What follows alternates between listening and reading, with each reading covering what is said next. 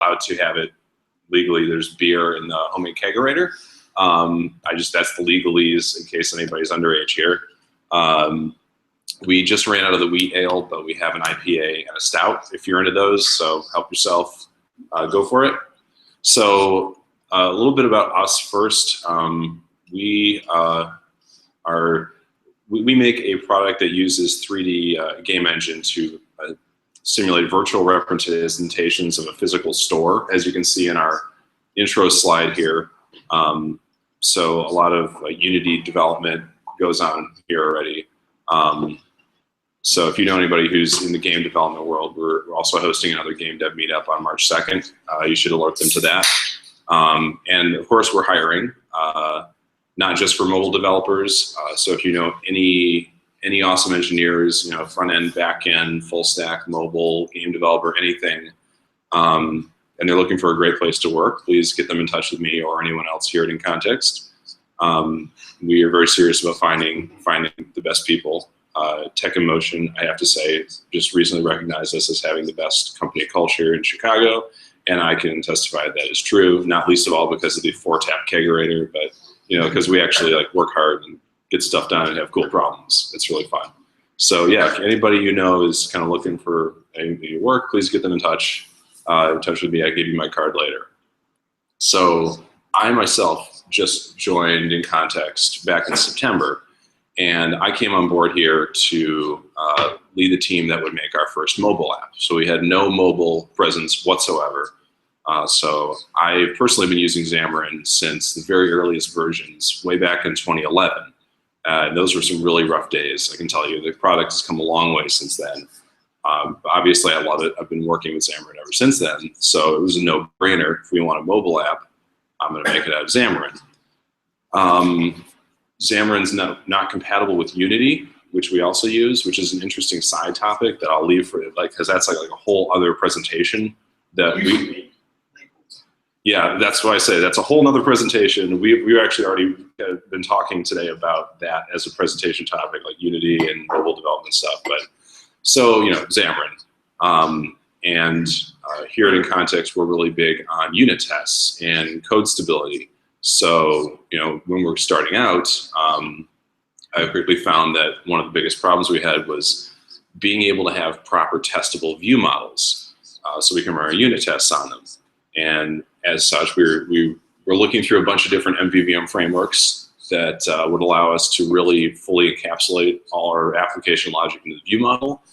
And I'll leave aside the broader discussion of why this isn't working for someone else. No, nothing? Let's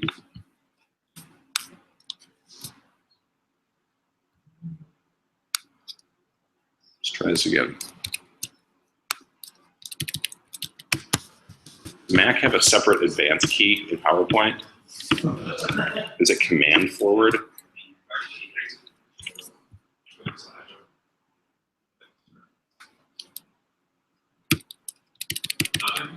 The arrow keys aren't advancing the slides. Huh.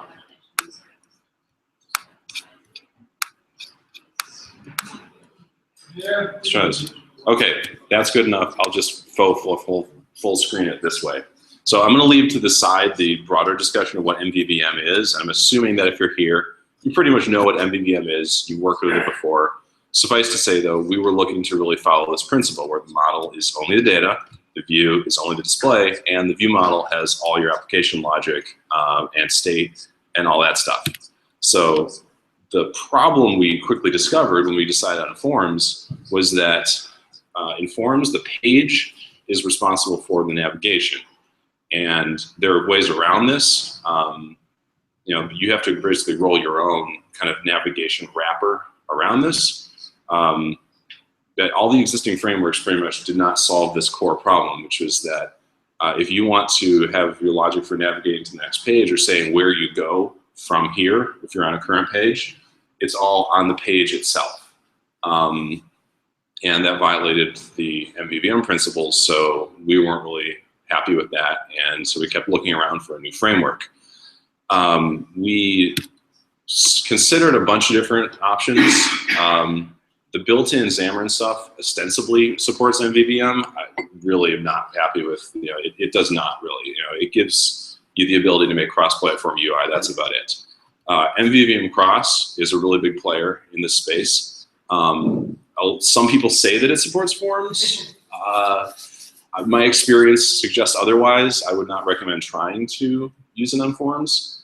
Reactive UI is a fantastic library that I really love. It's actually, I don't see any reason why it wouldn't really actually be compatible with a lot of the other frameworks. I mean, because it really is just kind of reactive extensions, which is great.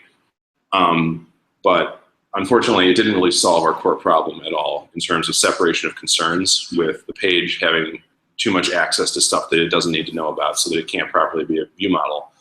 And it's kind of opinionated in its footprint. It's a way to do things easier, but you have to follow that methodology. MVVM Lite was a serious contender for a while. We actually tried a proof of concept with MVVM Lite, but it didn't really solve, again, the core separation of concerns problem. It is actually fairly light, to its credit, but FreshMvvm is absolutely tiny. If you actually take out the IOC framework that it ships with, it's 21 kilobytes. Just pretty damn small compared to some of these other options, and that's because it doesn't add any opinionated stuff on the top. All it is, pretty much, is it's a fix for this separation of concerns problem in forms that allows you to write proper MVVM code in Xamarin.Forms. So let's go over what FreshMvvm is. I'll take you through like the different parts of the framework, how they interact with each other. We'll show a simple app and some of the code behind it. Let's see here. Time for some code. Okay, so let's show you the app I have here. Yeah, you can't full screen that. Okay, let's start this over. So this is a very basic app that has two screens and some data. And there's a home screen here where you can select from a list of stores. Obviously, I'm not a UI designer, and I did not put a lot of time before I'm pouring over the UI here, but you can see there are some tiles. You click on one of them, it goes to another page. It loads a list of products, which then populates automatically. I go to another store, it has to load its products as well, and that's it. So this is enough to illustrate the basic concept of FreshMvvm and how it works. So you've got, remember, this main page and a details page. That's pretty much all there is to it. So let's dive into the code here. And first thing I'm going to call your attention to, hopefully this is big enough for everybody. All right, so here's my project. I've got three Xamarin.Forms projects. This first one here contains the models that you might expect to see from a web service, as well as the the interface describing that web service. So I've got very simple stuff here. I've got a product class. It's got a name, the description. So I might have a few of those on the shelf, and store, which again I think is a name, like a kind of employees, pretty basic stuff, just some pretty simple properties to populate up into the UI.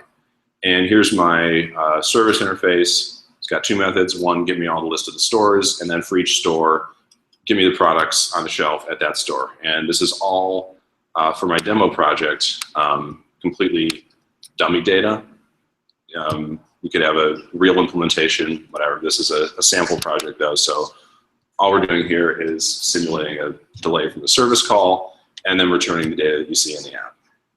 So it's not really that far off though from a real live project. In fact, the app we just shipped now has a very similar overall structure to this, with separation of concerns, where you've got your core libraries off to the side.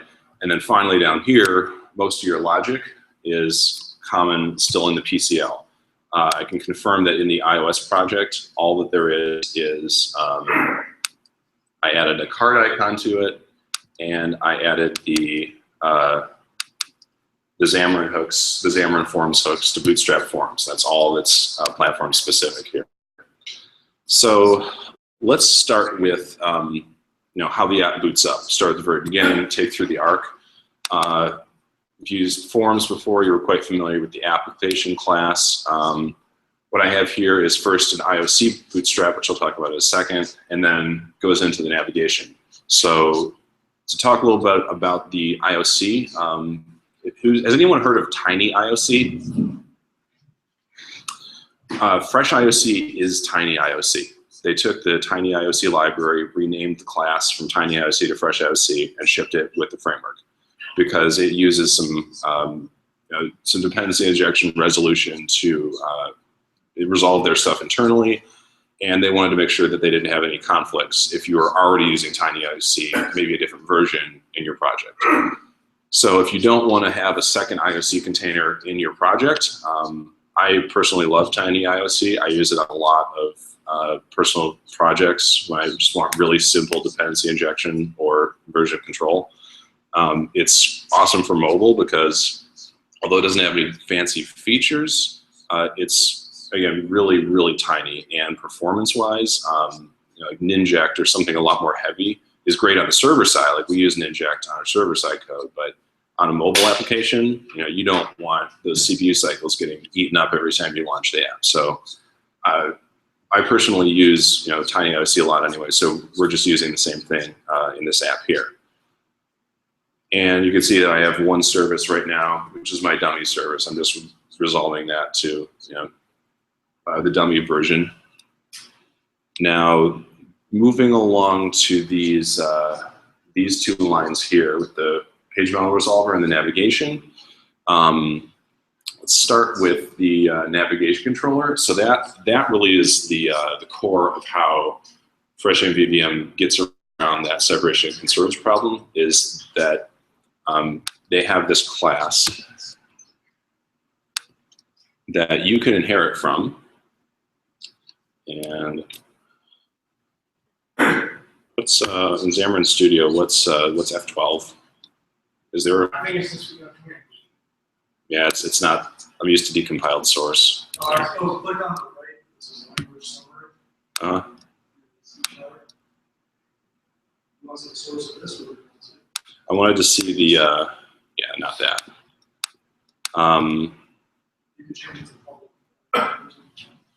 Was it? You can change the visibility. You want to see what's inside that class? Yeah. You can change from only public.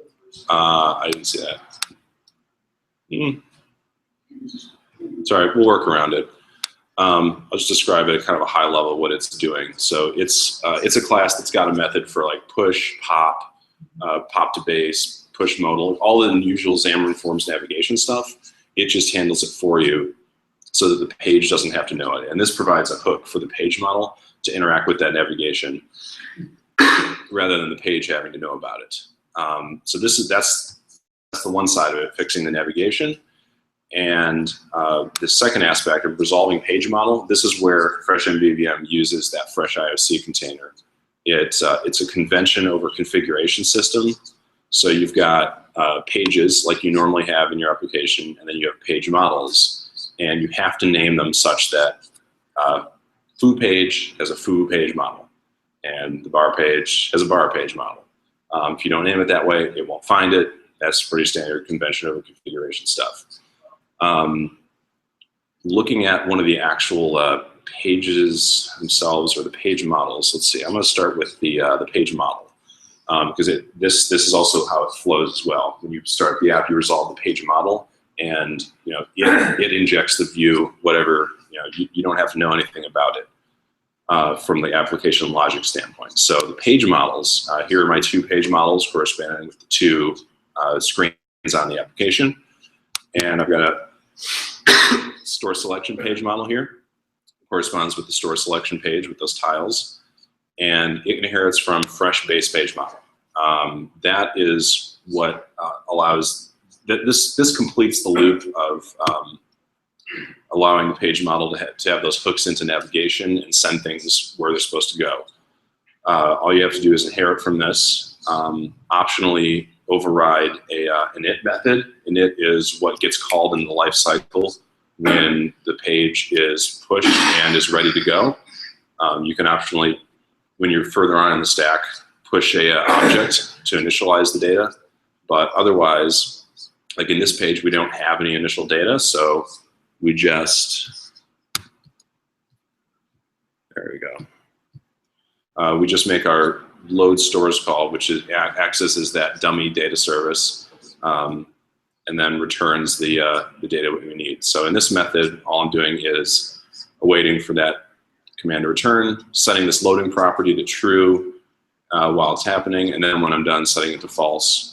And so we can see in the app that does is when I refresh, that's disabled, the spinny thing starts, and then when we're done, the data, the button's re-enabled, and the property gets updated, which propagates down to the view itself. So that's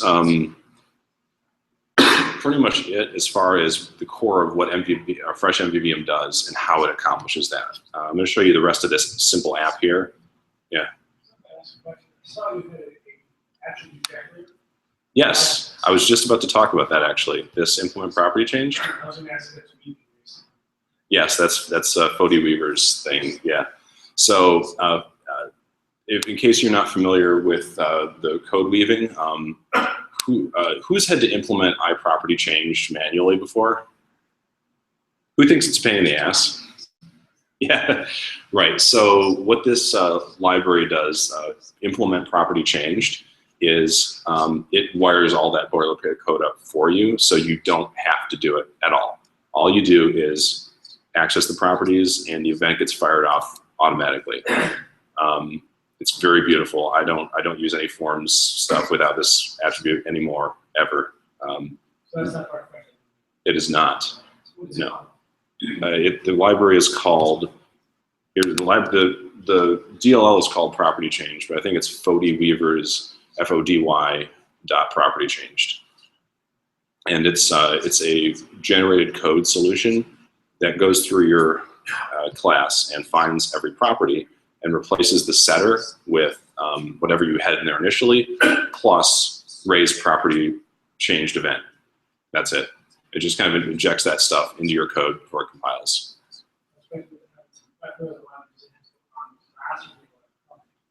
On the class. Yeah, it goes through the entire class, looks for every property, adds those hooks. It's beautiful. Because this is the way Xamarin does their property binding. You have to manually wire up that INotify property change, and that's awful. This fixes that loophole as well. So yeah.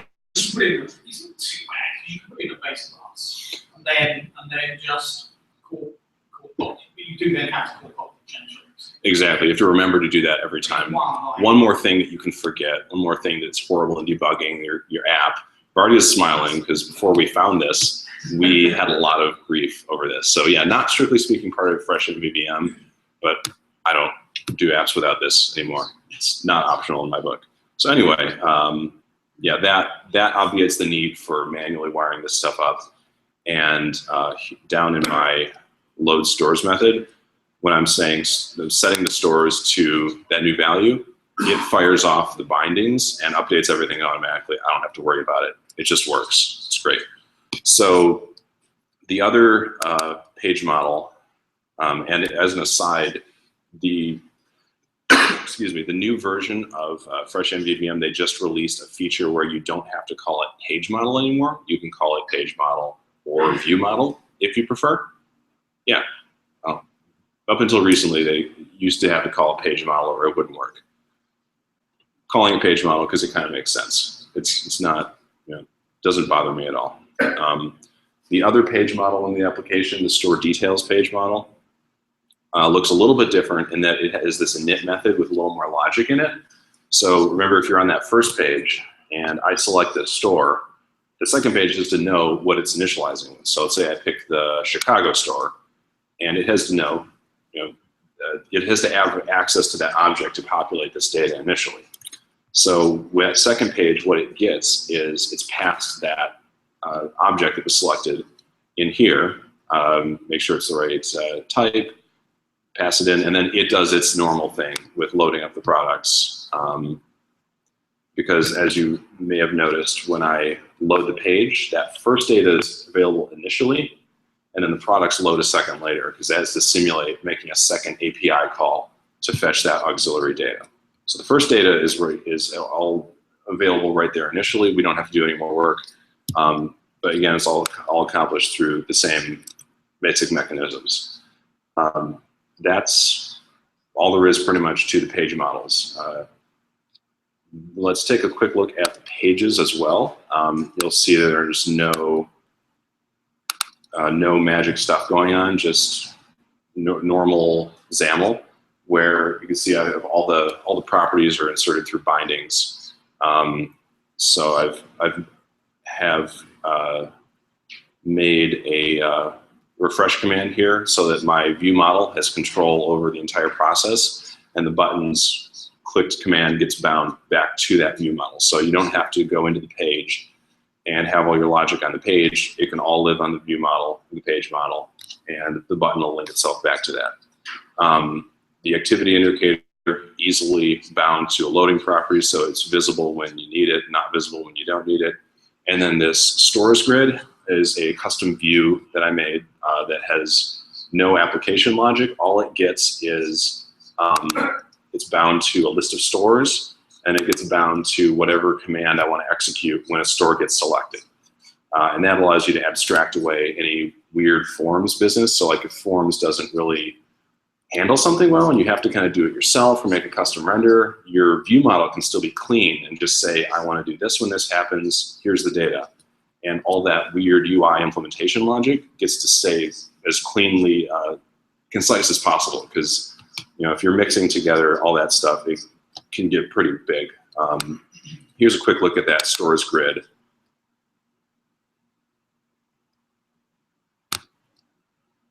You can see I'm implementing this bindable property, which allows me to bind into that stores property. Standard Xamarin.Forms data binding. Not hugely a fan of their data binding architecture, which is why I put these regions around it so that I could collapse it if I want and not have to look at it. Identical, pretty much identical data binding boilerplate code again for the store select command, and they both just get set in there. And then this is the funny UI update logic. So by default, Xamarin.Forms doesn't have a control that handles a list just exactly the way I want it. So I've abstracted that out, that when I change the property, it fires this hook, clears out the grid, re-adds the rows and columns as necessary to populate 2 wide and however many down you need to. And the caller one level up from it doesn't even have to worry about it at all.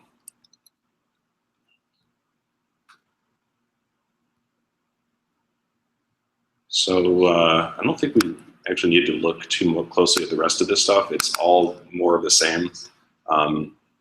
More bindings to properties on the view model or whatever you pass in as the binding context, and then all the way up. The rest of it's standard Xamarin.Forms stuff that you'll see in any other Xamarin.Forms app, all the way down. So to recap, the big differences were that you have your IOC container already in the library directly. You use fresh IOC if you need to have one that is in there with it. You have the navigation controller. You can inherit from the navigation controller if you need to, for example, do funny toolbar logic, which we've done. You can build that into the navigation controller. You inherit your page models from the page model base, and off you go. Fody Weaver's implement property change is highly recommended, but not part of FreshMvvm. So really, there's like 3 things to it, and the rest just lets you do whatever you want to the rest of the way. So as I said, very lightweight.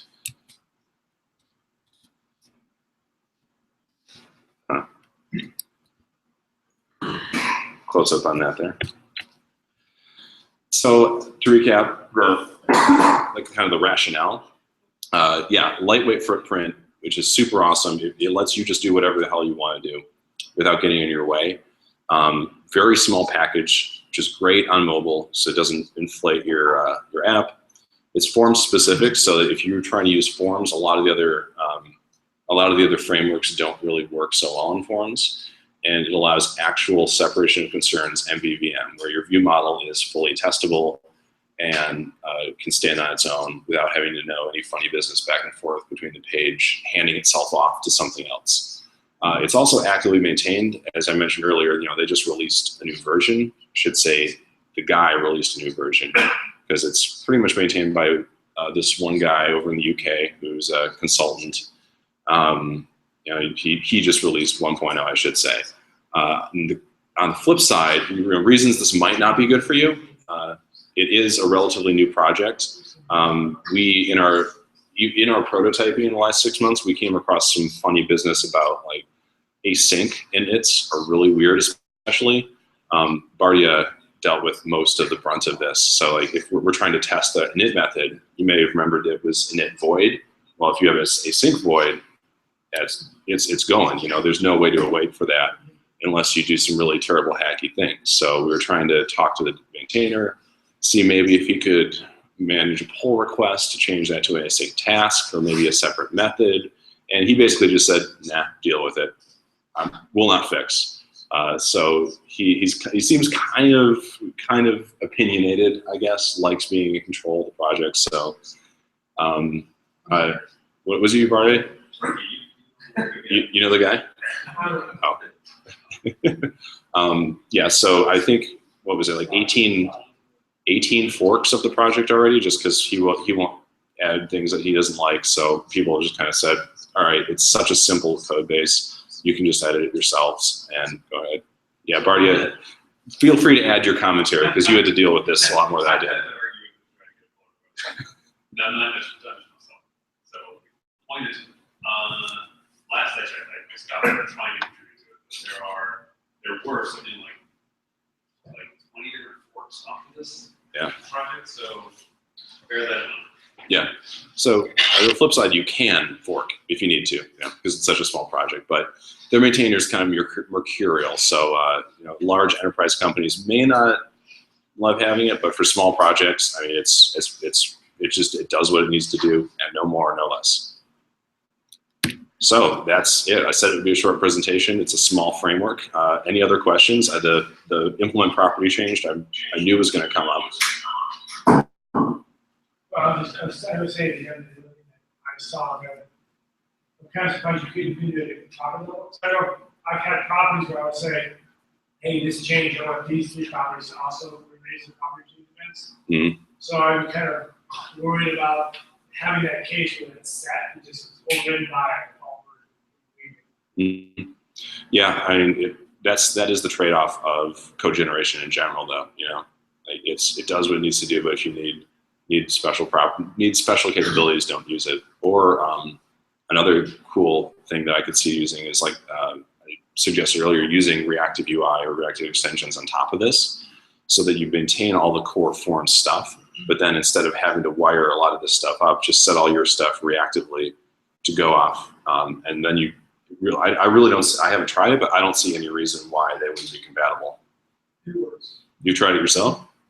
Good for you. So, on that point,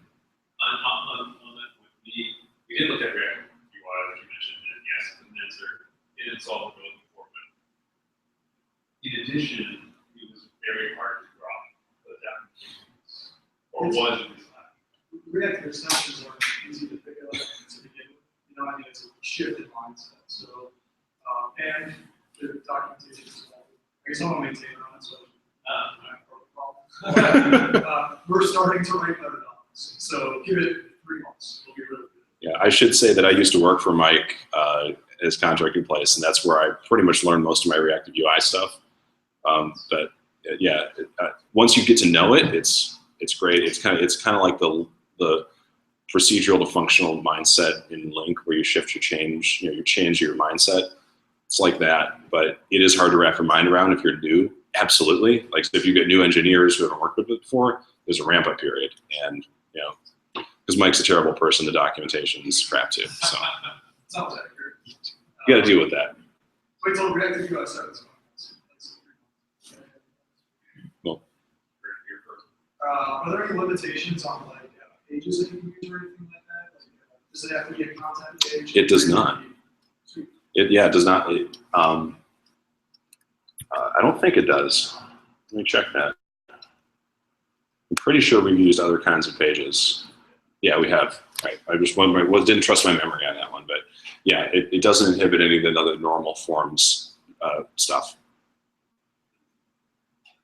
Yeah, I mean, like you said, the FreshMvvm container or navigation container is nothing but the normal navigation container upload the methods wrapped, right? So you can grab any other page or such. Yeah. Very simple. Yeah. Any other questions? Let me get back to my question slide here so I can properly address them. Does it still use the forms navigation? Or? Yeah, it's just a wrapper around that normal push pop stuff. Just instead of the page being responsible, it makes the page model be responsible for that. That's pretty much all it does. Kind of anticlimactic, I know. It should be. So your throughout model design is driven by the page design. Yeah. I mean, well, if I understand the question properly, I typically how I design it is from the page model first anyway, because the page model should be able to stand on its own and have all the logic and all the properties it needs. And then you can put different presentation layers over top of it, and they just kind of consume that. So yeah, all the design is driven from the view model, the page model. Did I understand correctly or no? What I've seen. Hold on a sec. It's very warm up here, so I had that fan on, but it's making it hard to hear too. So what I've seen happening in these MVVM frameworks is the view model automatically changes with every new use case on the page. So does this also go from the same? So in general, like MVVM drawbacks. One of them is that the model always changes with the new use case that comes into the page. So does this No, it follows MVVM with all the benefits and drawbacks there. So if you think MVVM is good for your project, you should use it. If you don't think MVVM is good for your project, then you shouldn't use it. Yeah. Good question. Anything else? It's pretty simple. We got a lot of pizza and beer left, though. So thanks for coming. I hope this was educational. Here's some information. I put this project up on my GitHub repo, so if you want to check it out later as an example, there's the URL to my GitHub. There's the link to us and InContext. We have a pretty active Twitter feed, which has a lot of really interesting VR pictures, such as like people in VR with googly eyes on them. It's a lot of fun. And links to the framework as well, and this guy, Michael Ridland, the maintainer. So that should be it. Thanks, everybody. Okay,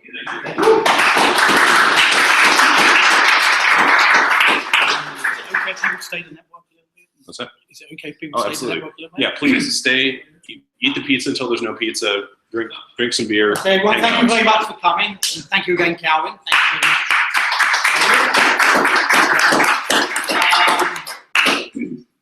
So just wanted to say before we close up, please stay in network, have a couple of beers, chat with everyone. We often don't get time because often we run over. But this presentation is great because it was short enough that we can actually do a bit of networking afterwards and have a couple of beers with each other. Of course, there was big news today, just in case anyone hasn't heard it and isn't aware. Xamarin and Microsoft announced today that they've agreed terms for Microsoft to acquire Xamarin. We don't know very much apart from that. Obviously, it's going to be subject to the regulators approving it. I don't see any reason why they shouldn't. But we don't really know yet what the timescales of that actually happening are going to be. We don't know what the plans are. We don't know anything about what the direction is going to be. If and when we find out, we will try and keep everyone informed as to what's happening. But you can make your own judgments as to whether you think it's going to be a good thing or a bad thing. Obviously, on the good side is that Microsoft's a large company, it has a lot of resources, a lot of financial clout, which it can bring, can leverage to help Xamarin and the products if they so desire. But we'll see where that leads us. But that was the big news today.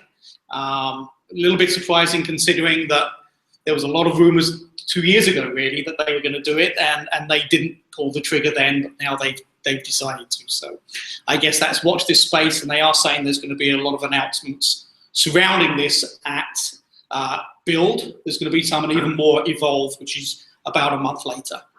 So without further ado, thank you very much for coming, everyone, and we'll see you next month when we've sorted out what that one is. Thanks a lot.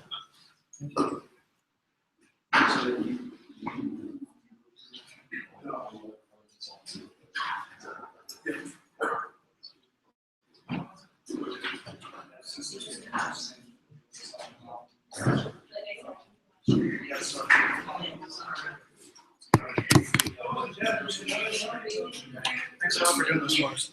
Yeah, that's very useful. Appreciate it. I actually have a friend who's been looking the last couple of years doing games. Yeah. He's a developer, he's a really smart engineer. I didn't get in touch. I don't think he can get in touch for any meetings because he's he's from Chicago. Oh, yeah. He's from Chicago, and I think you're just going to make a move back. We have Chicago and Milwaukee offices, depending on what would be right for him, and what team he would best on. Because we have a team there right now, we have 3 or 4 teams as well. So we got to get him in touch with him. And I'll send him his resume, we'll chat, see if we go there. Because we do all full stack stuff. And like, it's my team alone. We do Xamarin Mobile, we do MVC front end, we do the back end stuff, we do Web API, we do Unity. Oh, really? We do all that stuff.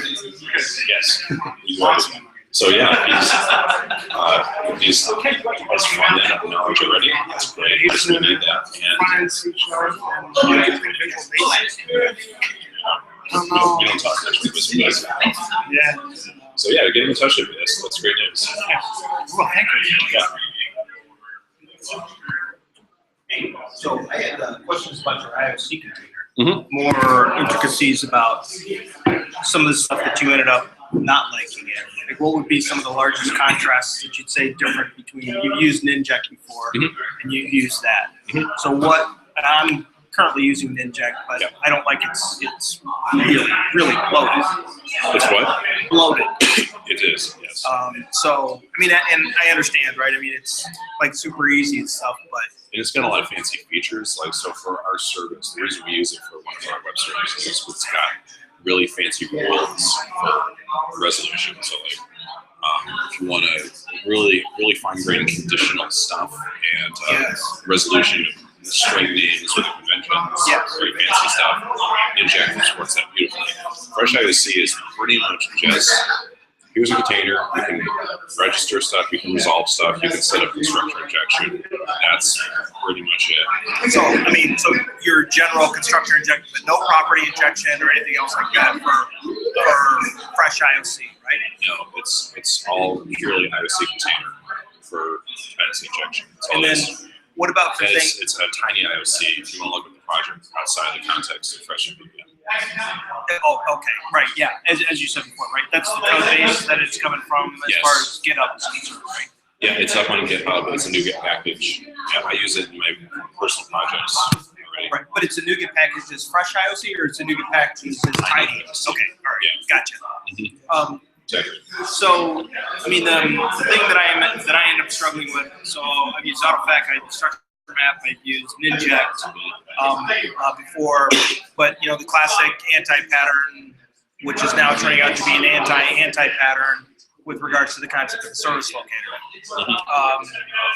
And we have this problem where I have 2 subsystems underneath, and then from a tiered perspective, but we want to be able to swap out those subsystems completely independent. But I don't know what those subsystems are until a user really logged in, right? In other words, it's at the time of login. That it's only after login will I really know which basically underlying subsystem to go into. I think I understand perfectly what you're saying. And I can solve these problems. Solving the problem is not an issue. The thing that I'm trying to get to is because I mean I've been slinging code for fucking before Christ lost his shoes. So you get a bunch of us developers, right? High level developers in the room, not a problem. But now it's like you're in charge of like 5 other developers. They're all juniors, or maybe you have some intermittent. You can't end up throwing super complex code at them and then expect the type of productivity and all that other stuff. So that's honestly like my biggest reservation about going towards dependency injection is that it's not discoverable. It's hard for and anybody, even when I'm looking at a new code base, it takes more effort for me to decipher what's going on than if it was just some kind of simpler, like less separation of concerns, maybe. Because it's more apparent this calls this, calls this, calls this. Right. Whereas you have to really suss out dependencies. Absolutely, I found that as well. Like new junior developers, it's a lot for them to write on. And even so, like the structure map, or not the AutoFac implementation of it, and you ended up having to inject like this index, and you had to template out what your dependent property was, right? This variable, application-wide variable, or session-wide variable for the user. It's like you have to pass that thing all around. And I'm like, look, I mean, I really kind of just wanted to, I resolved this during login, right? And everything then there afterwards, I was trying to remove it. So, it's not a mobile app. It's, it's responsive. We're going down to the tablet only at this point in time. I'm a contractor. I do independent consulting contracting. So I pushed for the mobile stuff because I wanted to use Xamarin. I mean, I wanted to bring that tech into the equation, but they're like, no. So right now it's just ASP.NET 5, and you're as lightweight of a stack as possible. And